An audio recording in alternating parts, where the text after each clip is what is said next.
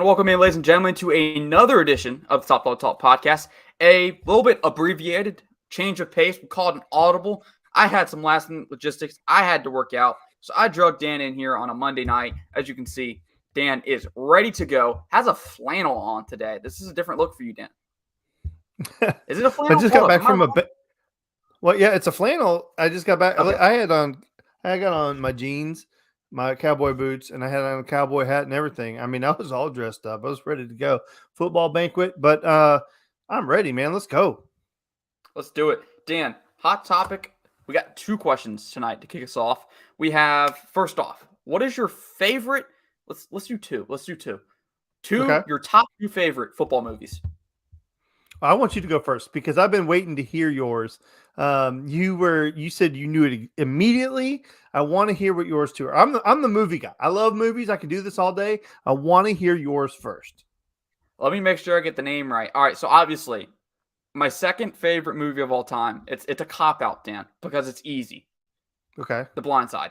Blind Side's my second favorite football movie of all time. I actually watched a really good video on it 3 or 4 weeks ago. Guy made a story about like the real story of Michael Oher and like how the movie kind of like made some crap, like made it up. Hollywood put their Hollywood spin on it. But that's my second favorite. Got you though. Yeah. My first favorite, Dan, and this is showing my age, dude, because I don't even know if you've ever watched it. Maybe you have. You got kids. The Game Plan with Dwayne Johnson. That is my first favorite football movie of all time. I watched it. I've watched it so many times growing up, dude. I don't know. Any Dwayne Johnson movie has my full attention. So I'm going to tell you that your two football movies were basically not football movies. They were dramas that had a football portion to it, but that's fine. So for me, much in the same way, Rudy has always been one of my favorite football movies. Just growing up a Notre Dame fan, my grandfather, it was a big deal in our house when Rudy came out, even though it's like a bastardized version of what really happened in that football game. Actually, one of my good friends, Ben Walker, his father was a defensive or an offensive lineman. It was either defense or offensive lineman for Georgia Tech in that Rudy game. And he's like, that was bullshit. That did not happen. But whatever. And then, yeah, the other one, if we're going to do two, because Rudy was always my favorite, was listen, Friday Night Lights is amazing. The TV series is even better than the movie. But, man, I love The Replacements. That is such a good movie. I know that's a terrible football movie, but it's such a good movie. And there's a movie that you'll not know anything about. It's an old movie. Anybody who's old is watching this, which would be nobody. We got Rudes in here, man. No, Rudes isn't even old enough. There's a movie. It's called The Best of Times. It's Kurt Russell, and it's like it's a really good football movie. It's called The Best of Times. If you're interested, go look it up. It's really, really good. But yeah, so those were my two. All right. Next topic. Next topic, Dan. Sorry, I just put in the comments, just implied Rudes is old. How dare I? I think I just broke a dozen laws right there. Sorry about that, Rudes. I'm sorry. I take that back. But hey, you're a smart guy, Rudes. I thought you had a chance better than anybody of knowing what Dan's talking about. Dan, second hot topic of the night. Favorite celebrity / college football. Is this college football combo or football combo in general? Whatever. It's just okay. So there are a couple really good ones, and I will hit some multiple ones or whatever if you don't bring them up, because there's some great ones. And I'm not gonna do a Georgia comp here but I did find out not too long ago that Bruce Willis is a big Georgia Bulldogs fan. Had no idea. Found out yesterday. Jimmy Butler, Bulldogs fan. Who would have guessed? I don't know. But all right. So this one kind of breaks my heart because I kind of found out that he's two-timing us. But I always thought Vince Vaughn and Notre Dame were a pair. He's always at Notre Dame games. Big Notre Dame fan. Been in like 3 or 4 different movies where he's wearing Notre Dame stuff. Big Chicago fan, Cubs fan, all that stuff. So, but come to find out, apparently he's also an Ohio State fan. How you can't do that. You can't. That's terrible. But my pick was Vince Vaughn and Notre Dame. I think that's a combination that I think most people are aware of. Obviously, low hanging fruit. I'm going to give it to you because I know it's your team. Go ahead. I'm not. I know the expected answer is Matthew McConaughey, Dan, but Yes. I have a different answer. I actually have Okay. two, and they're both the same school. All right. Okay. Because in my coming of age, since I'm a child here, as we refer to in the program, Can I guess? I Can I guess? I had to catch up to the times. Yeah, Can I go ahead and guess. Is Yeah, it Snoop and USC? Snoop and Will Ferrell. Those are my two favorite. Like Okay. coming of age, learning about Snoop Dogg and what he was. I was too young to engage with actually appreciate prime Snoop. I'm sorry. I was too young. Same thing with Will Ferrell. Well, honestly, Will Ferrell, I don't ever think has lost his prime. He's still in his prime. But those two are my favorite combos. Going back and watching, growing up in a household where it's just Texas fans, watching the 05 game and you see Will Ferrell, Matthew McConaughey on the promo, the opening video is the coolest intro to a college football national championship I've ever seen, Dan. I don't know about you. Do you remember what I'm talking about? Do you remember how they have Matthew McConaughey and Will Ferrell both basically bragging about their schools? That's the coolest. I've never seen anything cooler. And you know what? I've never seen a celebrity get more run on a sideline than Snoop did with USC. Like that dude had free reign on that sideline. And I mean, he was a big time. But so my question to you would be, who is the biggest Georgia fan celebrity that you could think of? I think the one that gets thrown out the most is Quavo. Is that fair, or is there somebody bigger? Drew Butler has a theory. It's actually funny. But on the punt and pass, I think it was last year, Butler came up with the theory of, hey, Quavo, if Georgia Tech was the good school in Georgia, Quavo would be a Georgia Tech fan. He thinks Quavo just rides with the wagon here, which I think was an interesting theory. But, unless you're Snoop, McConaughey, or Will Ferrell, and what Hollywood celebrity doesn't just ride with what's cool at the time? Example A, Ric Flair. When he had the chance, Dan, he flipped on Georgia last year. Went to Michigan. Well, first of all, Ric Flair is a Michigan fan. I mean, Ric Flair is a Michigan fan. Before all of this nonsense started, he was a Michigan fan. The reason he roots for Georgia is because his daughter went to school, or one of his children went to school at Georgia. But I think two of the biggest stars in country music that are Georgia fans are Luke Bryan and Jason Aldean. And it was an amazing concert. I'm not even that big of a country guy, but my wife is. We went to the Jason Aldean, Luke Bryan concert at Sanford Stadium when Mark Richt was still the coach. And Jason Aldean is like, hey, Mark, I just wanted to say thank you for letting us be the first act to ever perform inside of Sanford Stadium. We're going to fuck this grass up, but it'll grow back. I will never forget Jason Aldean. Sorry I dropped the bomb, but I had to do it. No, it's all good. It was in good reference. Jason Aldean's intro to, SEC on CBS, maybe I think it was a few years ago, 2017.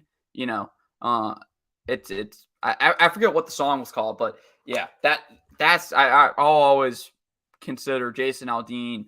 I'll always remember him as the intro for the SEC on CBS, and I'm gonna miss the SEC on CBS. But what I won't miss about it, Dan, is when Georgia needs a primetime game, we won't get picked for 3:30. I will miss 3:30 kicks. I don't think 3:30 kicks are going to be going anywhere. I think ESPN's probably going to run those things head-to-head with CBS. That's just probably the way I see it. But anyways, Rude says Samuel L. Jackson. Dan, it's hard to say because Samuel L. Jackson's a really good pick. He's probably been with Georgia since the beginning of time. Never switched up. Couldn't have his loyalties questioned. Quavo, it's hard to say. I don't know. Quavo's an Atlanta guy, but shoot, he's made his persona now. He's a Georgia guy, a University of Georgia guy. He loves Athens. He goes to Athens. And, it's a cool story when Curtis Smart was at, SEC Media Day, gave the subtle, I have Quavo's number in my phone type deal. That's cool. But that was great. They made a meme out of it and all that. But, if it wasn't for Richard LeCounte, would Quavo be a dog? Would Georgia, like, that's all my questions. Like, I think, they showed Quavo and Richard LeCounte partying together in the locker room. I think, I believe that's who got the connection between the two, between, Kirby Smart and Quavo. It's probably Richard LeCounte, what I've seen on, at least rumor-wise. It's really cool. Richard LeCounte's a great guy. But it's hard to say who's the biggest. Probably, I agree with you, Roots. Samuel Jackson. Well, that or was a Luke fun Brown and topic. Jason Aldean. It's close, dude. I think that was probably one of the more fun topics we've done in a while. It took me a little bit to come up with the football movies because I had, I know they're dramas, Dan, but shoot, I can't pick anybody but my dog, Dwayne Johnson. But anyways, Dan, it's time for your rant of the week. It was kind of requested. I requested it, but it was also something I could tell Dan would be hot about, because who doesn't get hot about this crap? So Dan, take it away. Yeah, so my rant of the week is picking and choosing when we decide that a team is a ranked win or not a ranked win, because what they were ranked the moment we played them, or they played them, or whatever the case may be,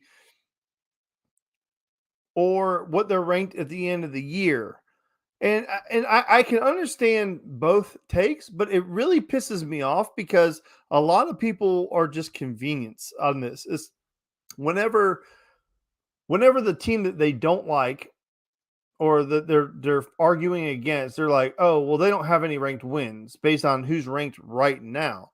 But then when they're talking about their team, they're like, oh, well, we beat number 7, number 2, number 14, number 11, number 3. But that's not what they're ranked now. It's just whenever. So you can't have it both ways. It's either what they're ranked at the moment or what they were ranked when you played them. And for me, it's what they're ranked when you played them, because that's the only thing that matters is when you played that game, who were they, what were they ranked, and that's what matters to me.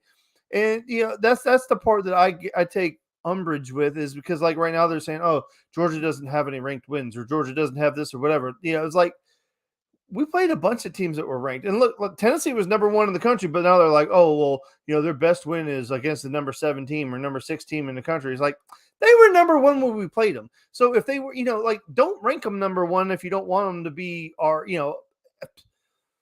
I'm losing my train of thought because it makes me angry, and I apologize, but it's just bull crap.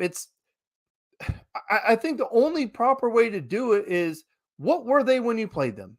And now, I mean, I understand the argument. Like, I think the icing on top of the cake is, imagine that you very early in the season play Oregon, right? For just an example. And I know they just screwed it up, but they were number 11, I believe, to start the season when Georgia played them. And they got all the way up to number 6, I think, in this last poll. And then they lost. But imagine that they hadn't lost, just for shits and giggles, and they get all the way back up to number 5 or whatever. Well, then you could say, look, they beat the number 5 team in the country, right? But then again, that's also picking and choosing what you want to say, because they were 11 when we beat them. But I think it's silly. Like, when you beat a team and, well, they were ranked, but the reason that they're not ranked so high anymore is because we beat them. So you should get credit for that. But I don't know. Harrison brought it up because he's getting frustrated with the way that some people, Tennessee fans are bragging about wins over, University of Florida and Pitt, because they were ranked when they. Now, the other side of that argument is, we have found out that Pitt is not as good as that they were said to be. Florida was not as good as they were said to be. So I understand that you have to take it with a grain of salt, but if you're beating a team and they're ranked when you beat them, that is kind of important, right, Harrison? Yeah, absolutely. And I think I brought this up because I was looking on my timeline yesterday, and I actually spent part of my weekend sitting in like a Ohio State fan run space, and it's pick and choose of whose resume and how we rank each resume. Like, Tennessee lost to Georgia, but they beat Florida, they beat Pitt, but judging off the last 3 weeks, Tennessee's done really well. And then the very next sentence to bring up, Georgia's close win over Kent State, or Georgia didn't bring up Missouri. Dan, since when did Georgia play Kent State and Missouri 3 weeks ago? Because if it was 3 weeks ago, my God, we aren't even close to being at the end of the season. But Dan, I wanted to get your opinion, because it brought up a question. I kind of got off my first point, but on my timeline, it's Tennessee fans, because I don't know why they like to talk about Georgia fans having them in their minds, but all I see is Georgia, and trying to build up their resume compared to Georgia's. Who has the best resume in the country? Dan? Tennessee fans sit over here and say, "Oh, we beat Florida, we beat Pitt, we beat Alabama, beat Kentucky." It's like, okay, well, Georgia beat you, Georgia beat Florida, Georgia beat Oregon. It's like, but when Georgia fans say that, the ultimate comeback is, well, Florida wasn't good when you played them. Florida wasn't ranked when you played them. Kentucky's not going to be ranked when you play them. And Rudes will love this because he likes it when I get fiery, but you can take that resume and shove it straight up your candy butt, okay? Because resumes don't mean a hill of beans if you can use the eyeball test. I want to be able to turn on the tape and watch you play a football game, and I don't care who the opponent is. And I want to be able to see you play. And Georgia's the best team in the country. Turn on the tape, watch them play. I have said multiple times, I am not a homer. I mean, I am a Georgia fan, 100%. But I'm not a homer. If Georgia's not doing something well, I will 100% say they're not. If they I get so much crap from my friends because I pick on Georgia a lot. And Georgia is a very immature team, meaning they play up and down to their competition. But when you put a good team in front of Georgia and you challenge them, they show up and they whoop their ass. And they've done it every time this year. They did it against South Carolina. They did it against Oregon. And they sure as hell did it against Tennessee. And, for all these Tennessee fans who are like, blah, blah, blah, this, that, and the other, bull crap. Turn on the tape, watch it. And I was as angry as anybody that we took the air out of the ball because I knew exactly what was going to happen. But to your point, to Jonathan's point, to Jeremiah's point, to Brooks's point, to everybody else's point is they could have scored 50. But the fact that they didn't, they took the ball out of the air and they did the death march for an entire half. That is complete domination.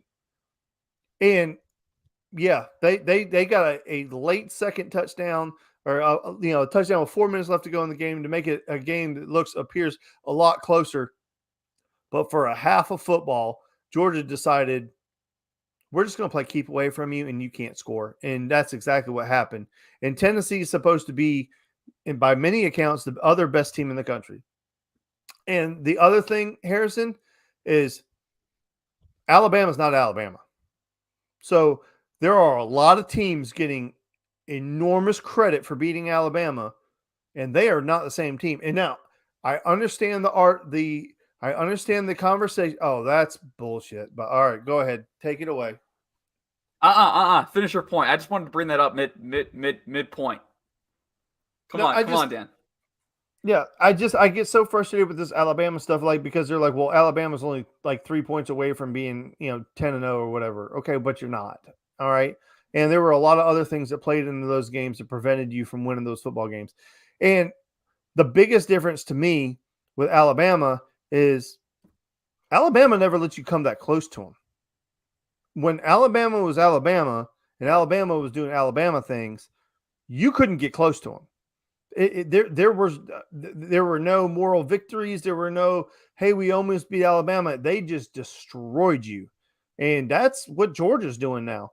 And I understand that the Missouri game was close. I get it.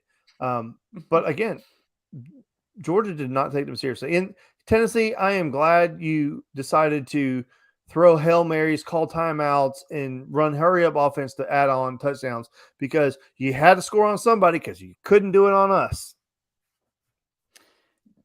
Dan, I wanted your take on that because for those listening to the podcast, Tennessee beat them 66-24, scored well over 30 points in the second half against Missouri. Ran up the score, Dan. Ran up the damn score on Missouri as if it's a statement game. When we sat here and Dan texted us from the moment the ball was snapped in the second half when Georgia only threw it 3 times.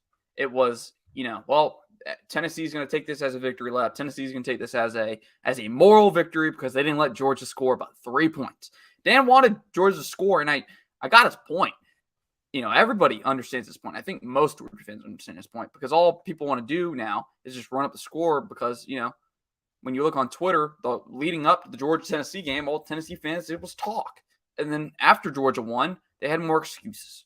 So, if you needed to score 66 on Tennessee or on Missouri, what does it say about you? I think that says more about your program than it does Missouri's. The one thing that is funny is Georgia fans hate Steve Spurrier for whatever reason. I am an offensive guy. Always have been an offensive guy. I don't like defense. I didn't like playing it in high school and college.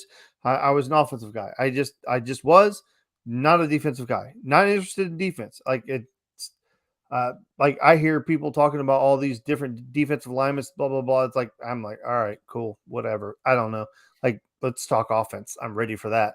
But I love Steve Spurrier. I absolutely love Steve Spurrier. One of my favorite Steve Spurrier quotes of all time was, they said, "Steve, why did you score again?" or whatever. He goes, well, hell, it ain't my job to stop us. It's theirs. I mean, my job is to run offense. And that's what I did. And hey, you can't stop us. That ain't my fault. So I've always loved that. It ain't my job to stop me. It's your job to stop me. And that's how, when I watch every football game, that's always in my mind. Hey, when Dan becomes a head coach, I want you to say that.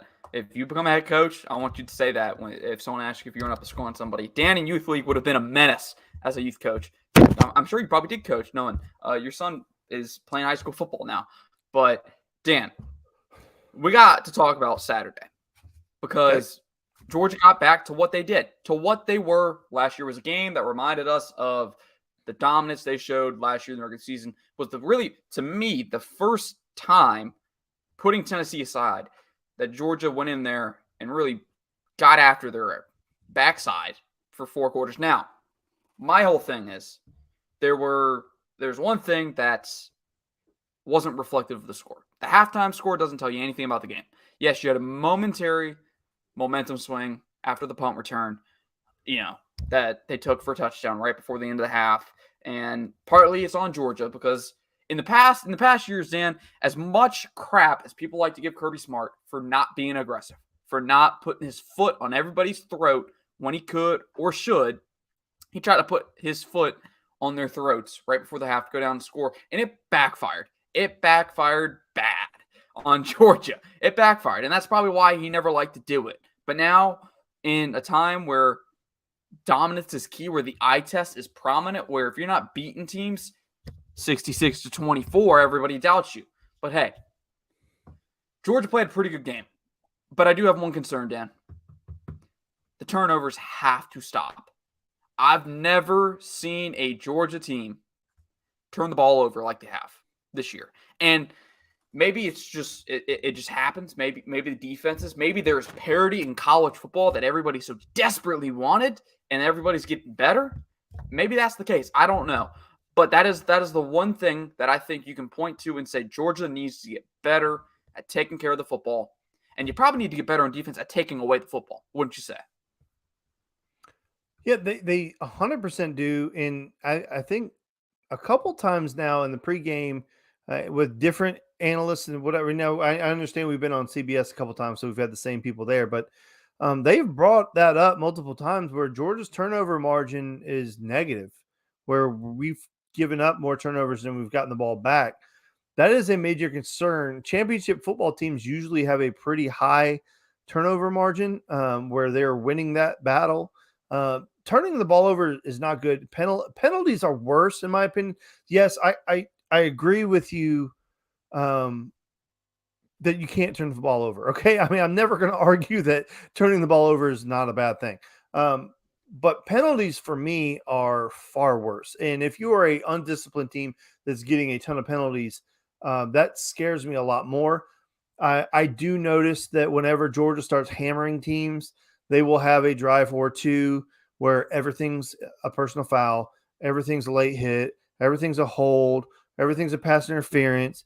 And I think yeah, I hate to say it this way, but I think that's just the referees trying to get the other team back in the game, not in a way where like referees get lazy sometimes, and they're like, oh shit, well, this team's getting hammered, so I'm just going to help them out here, and it's wrong, it's unethical, but it happens, and you can't watch a game where it's lopsided where that doesn't happen at some point in the game. Now Georgia does a really good job of correcting that more times than not, but Mississippi State. Now they're 6-4, 3-4 inside the conference. But when you play a Mike Leach team, you're going to get a really good offense. Okay. So you give up 19 points. And I think that's right around where you and I were saying we could see him scoring between, 14 and 21 area. And so I think holding Mississippi State to 19 points is actually a really good thing. And we scored more points in the second half than in the first half, which is something that Georgia did a lot last year, where they would put teams away in the second half. But I did notice that something happened. Maybe I'm wrong, but I don't think I am. For the first time all season, Georgia got outscored in a quarter. Yeah, we got outscored 12-10 in the second quarter. I don't think that's happened at any point in the season. Maybe I'm wrong. Maybe it was Missouri. It had to have been Missouri. Yeah, that's right. It had to, because we were losing the game, so it had to have been. Yeah, but second time all year though. Yeah, so, but listen, I understand that Mississippi State is not a great football team, but we've had issues playing in Starkville before, and it was colder than hell. It was like 32 degrees at kickoff, and it was freezing cold. And every person that I know that I've talked to since they got back said it was absolutely freezing. And Georgia hasn't played in a game that's been that cold. So I think there was a lot going on. And I think Georgia did exactly what they were supposed to do. And more importantly, if I'm not mistaken, we're healthy. We didn't get anybody injured. And that's important too. I think and another good note is other than Javon Bullard, I think they said he had a leg contusion from that game. You're going to get Adonai Mitchell back, is what it sounds like. Is hopefully he's nearing return. I think from the press conference the other day, Kirby Smart said he didn't say that playing in the Auburn game set him back, but it has been bothering him, and also alluded to the fact that he was not able to get the surgery similar to what Tua and Arian Smith got for his ankle because of if he had the surgery, he'd probably be back a long time ago. 100%. So, and that's what sucks for him. You hate that for him, because if he was able to get the surgery, he'd be back and he would be having a great season, no doubt about it. And Georgia's offense would have been playing at a much higher level. I think the ceiling hasn't been met yet for this Georgia offense. But I will say, Dan, turnovers aside, am I wrong to say this may be the most balanced Georgia's offense has been in a long time? Yeah, I think they're extremely balanced. We run the ball well-ish. We throw the ball well-ish. We've got really good personnel. We can pretty much do whatever we want offensively.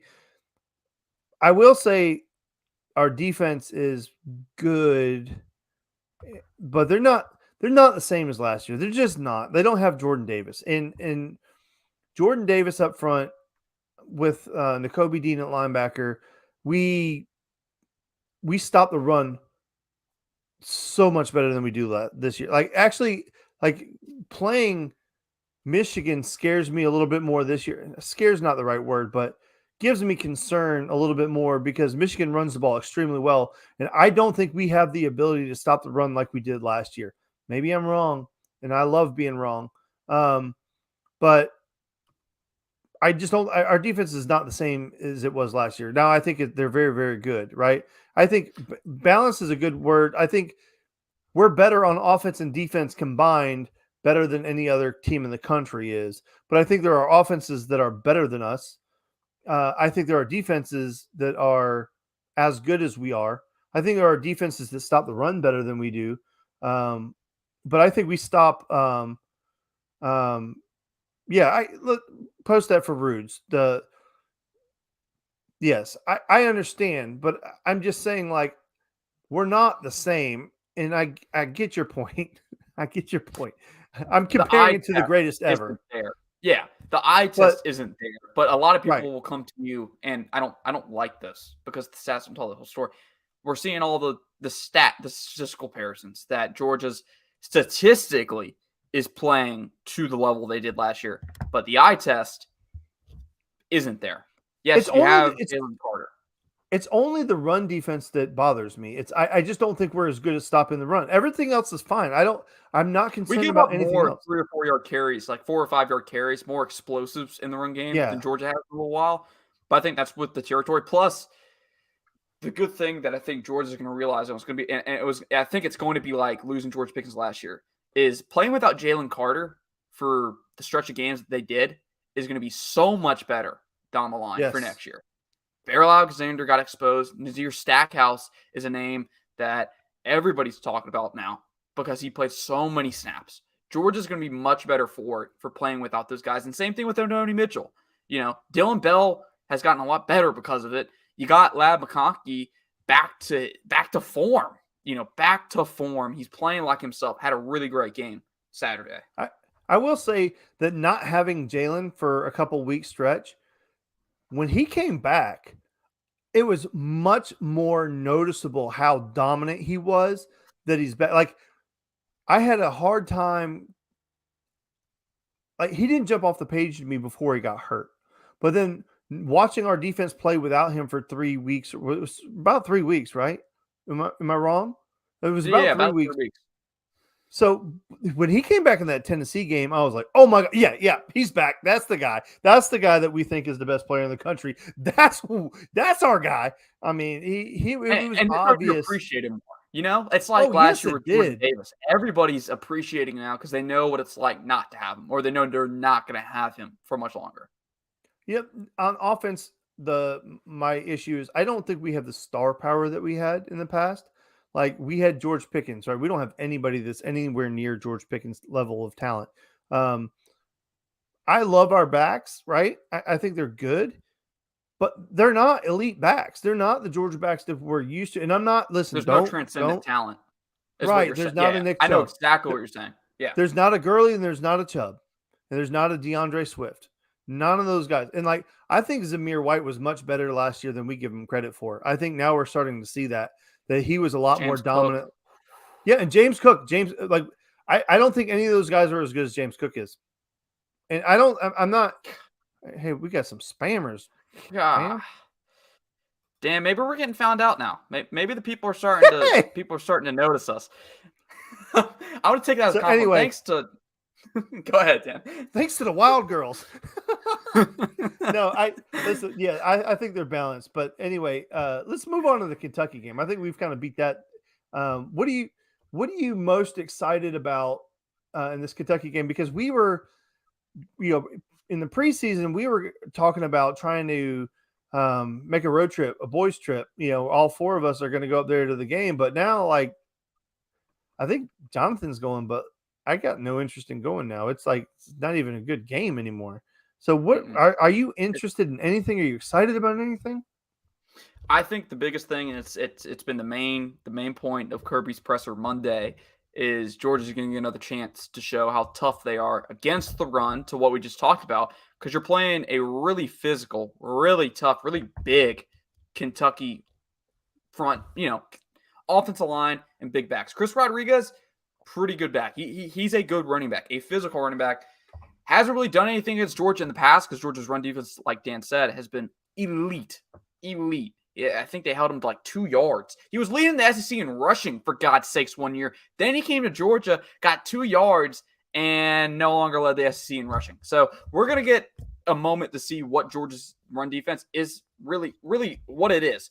And Dan, the one thing I'm really watching closely is how does Georgia's defense play without Nolan Smith? Because the last time you played a really good rushing offense, there were some when Nolan Smith initially got hurt against Florida. Georgia didn't set the edge as well as they did against the run against Florida. I think if Nolan Smith, without a doubt, if he was in that game, I don't think you saw near as many explosives in the running game with him in there. I think he I never appreciated Nolan Smith for the talent he is because I always saw, like, he hasn't hit that next level pass rush, but he started to hit that this year. He started to show that, but damn, you go watch him on tape. Dude's a really disciplined run stopper, run defender. He sets the edge well. He knows to get into the backfield. He knows what he's doing, and it just come with time. I know, he was the number one recruit in his class. He was the most hyped prospect on defensively that class, and everyone's looking at Will Anderson saying, hey, why can't we have that? Well, shoot, you don't really need a Will Anderson because you go watch Bama without Will Anderson, they're not the same team. Georgia has so much depth where you're not relying on one guy to do it all, and that's to everybody's credit. And Dan, I do want to say, I was watching Will Anderson, the last few weeks, and I think Brooks brought this up. It is a crime that dude doesn't play on the edge. It is a crime that he doesn't play over 90% of his snaps on the edge. Every time I watch him, Dan, he's lining up as a 3-tech, dude. He's lining up as a 4-eye, basically a much more fancier defensive tackle, just out on the inside shoulder of the tackle. It is a crime that dude doesn't play jack linebacker because if he came to Georgia, he'd be out on the edge. He would never play a down. Well, maybe that's a lie. He'd play 4-eye. But what do you say? I say I am really disappointed that Nolan got hurt because I thought this was his chance this year to really blossom into that player that we always wanted him to be. I think he's been a very solid player the entire time he's been in Georgia. I think he's been a nuts and bolts kind of guy. I think he's been one of the guys that have helped anchor this, this whole thing and just keep it grounded. But he hasn't been that breakout superstar. And I was really, really hoping that this year, with all the guys that have gone off to the NFL, that this would be his opportunity to really explode onto the scene and become that high-level draft pick that we had all hoped he could be. Now, there were so much expectations laid at his feet by being the number one player in the country, and we also saw that with Trent Thompson. Trent Thompson never became the player that he was supposed to be. But at the end of the day, he played all 4 years that he was here. He was a starter on this football team for at least 2 of the 4 years. Even his first year, he did start some. I just think he's been a really, really good football player for us. It's unfortunate that he didn't have the opportunity to blossom into what he was. But if there's any position where we could afford to lose somebody, I think that's one of those spots where we have other guys that can get it done. I'm really excited for the guys to get opportunities behind him. I'm not concerned about what Kentucky is going to do. I know that they're going to try to rush it. And the one thing that we haven't really seen anybody try to do to Georgia is run it down their throat, right? We've seen teams have explosive runs. We've seen teams run the ball well against Georgia, but it's all because they were also passing. We haven't seen anybody come out and just said, we're not going to throw the ball, but we're going to run it down your throat and there's nothing you can do about it. Because I don't think that would go well for anybody. I don't think that, even Michigan, with as good as Michigan's run game is, and the reason I'm bringing Michigan up is because I think they're the number one rushing team in the country. If they're not, well, they may not right technically be the number one rushing team in the country, but the team that would be above them would be one of those rushing universities that and that can't actually beat anybody. So it's like, that's irrelevant. It doesn't matter. Because Michigan tried to run it down our throat last year and we beat the hell out of them. So I don't know how that would fare this year with a team with that quality, but Kentucky doesn't have the quality, and Will Levis has not had the season that he was supposed to, and he is losing favor with everybody, especially with his attitude. Like, if you know the movie, oh gosh, it just blanked on me. Draft Day, Kevin Costner, Draft Day, the quarterback, the Wisconsin quarterback in there, whatever. He's just arrogant. Man, that should have been one of my top 2 movies. I didn't even think about that, dude. Actually, I really do like that movie, but that movie's great. The quarterback in there, he's just kind of like an arrogant guy. And Will Levis, when you listen to him, he's like, "Oh, I don't care about that." He's like, I'm just out there, whatever. I'm going to be a top pick in the NFL draft. It doesn't matter to me. Well, like, it should matter to you. This is your college team. Like, I don't know. I'm not going to get started again. We're at the end of the show. I'm not going to get that wound up again. But Will Levis, just his whole attitude, and maybe he's not like that behind closed doors. Maybe with his team, he's much better. But the way he's been talking to the media and like the little clips that I've heard, I'm just like, you don't get it, dude. You just don't get it. And as a quarterback, unfortunately, you got to be the best. You got to be the most talented guy on the field. You got to know everything. You got to be the leader. You got to take the responsibility. Being a quarterback is a hard work. It's a hard job. That's not everybody can do it. And the ones who do it really well make it look easy because they do it really, really well. But it's not an easy job. And Will Levis is failing miserably right now. The one bone I have to pick with Will Levis, and it's actually something we talked about back in July. Had a great episode. Oh, here we go. Had a great surprise episode. The mayonnaise in coffee. I will never, ever look at him the same. He looked good last year. Didn't really impress me last year. But you go back and watch him. I mean, he can make, I think what Kirby Smart said in the press conference this week was, he is a bazooka for the arm. That was the exact quote. And he can make all the throws. I think he's right. He can make all the throws. He has arm strength, great arm strength, probably NFL arm strength. But the intangibles, the accuracy, the decision-making is not there for what we expect from a first-round talent of an NFL quarterback. And I don't think he's going to be a first-round quarterback. Maybe he is. Maybe there is a franchise out there and, that takes a shot on him. Maybe that's the case. But I don't see it right now. He just hasn't played to that level. With that being said, guys, it is time for our picks this week. Dan, on the road in Lexington. First off, before you give your pick, have you been to Lexington? Is there anything in Lexington? Because when we talked about Stark Vegas, it ain't Vegas. No, I have never been to Lexington for a football game. I don't know what's around there. I have been to Louisville. Louisville's cool, and it's right across the street from the Kentucky Derby. What's it? The Churchill Downs. So Louisville's really cool, and I would recommend that road trip. Score predictions. I don't know what the weather's going to be. If it's cold and wet, it's not. I don't know. But it's been cold and wet here a lot recently. If that's the case, and I don't know, what is the spread? Do we know what the spread is? I could look right now. I have it pulled up. According to ESPN, Georgia is a minus 220, 22.5 favorite. Gosh. Ooh, that's a big one. Over under 49.5 points. Yeah, I don't know how you get that. So basically you're saying that Georgia's going to win like 40-0. I mean, I don't know. I think Kentucky's going to score. The game's at home for them.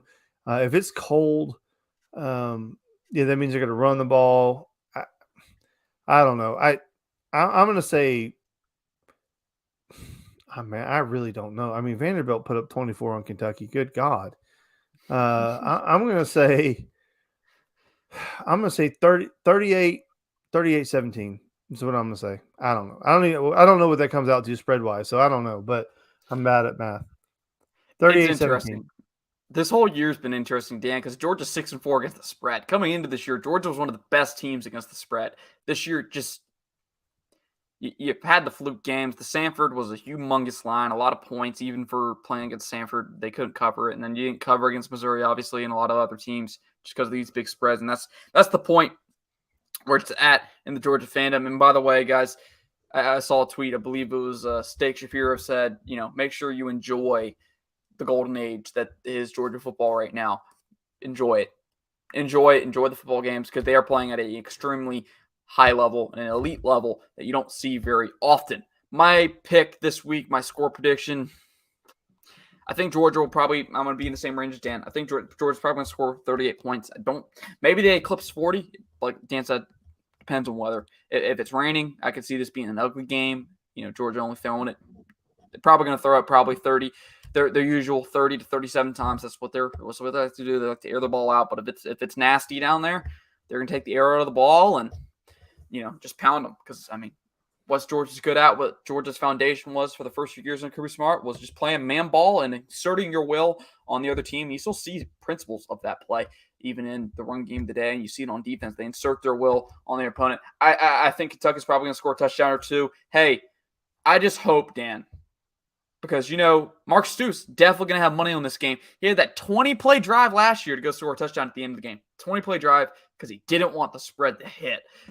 We'll see if he does that again here at home. Probably will because you want to get the home crowd excited. Guys, thank you for joining us tonight. Make sure to subscribe to the podcast wherever you get your podcasts. Make sure to like and subscribe for more content here on YouTube. Go follow Dan Kiley on Twitter at Dan Kiley3. Follow me at Harrison Reno. 2 really easy, smooth off the tongue Twitter handles. Should be easy to remember. Go type it in on Twitter, guys. It is 9:46 here on the East Coast, 6:46 over on the West Coast. Central Time, you can figure out yourselves. Guys, we'll see you back here next week, hopefully, with another Georgia win. And start prepping, Dan, for the biggest game of the year. Georgia Tech versus Georgia. Noon kick, Dan. I'm excited for that episode. We can talk Georgia Tech coaching search. That's a bigger game for other reasons, and I'll let you know about that later. We'll talk about that next week, guys. And hey, Georgia is SEC East champions. The first time, Georgia's the first team, Dan. I forgot to put this in there. I have it in the show notes. Didn't even mention it. Georgia's won 5 of the last 6 SEC titles for the first time since the 1990s when Florida did it under, I believe that was Steve Spurrier that we talked about earlier. Hey, that would have been a smooth transition. When you said Steve Spurrier, that would have been smooth. That would have been real smooth. We'll get better about that. Georgia's SEC East champs going to play LSU in Atlanta for the SEC title. Guys, 2 weeks until that. And everybody who checked in the show, Elijah, Rudes, you guys, thank you so much for joining the show. Tell your friends. Let's get a bigger audience. And if we're doing something you don't like, let us know. If we're doing something you like, let us know. We're trying to make this a show that you all want to watch. Tell us what you want to hear, what you want to see, whatever you want. We'll bring it to you. Just keep coming back, please. Absolutely. I mean, Dan, as you can tell, we got the spam bots, the girls, the ladies getting up in our comment section. So apparently we're doing something right, guys. With that being said, we will see you back next week. Appreciate you. We'll see you next Tuesday, 7:30, same time, back on schedule. Well, wait. Whoa. Dan, we won't have a show next week. Okay. I won't be in town. Scratch that, guys. We won't be talking Georgia Tech, sadly. I'm going to do the show myself. That's what's going to happen. Hey, if you want to, we'll find out. We'll let you know, figure guys. it out. We'll let you know. Keep track on Twitter. And be ready for the SEC Championship, guys. See you back either next Tuesday or the Tuesday after. Go Dogs.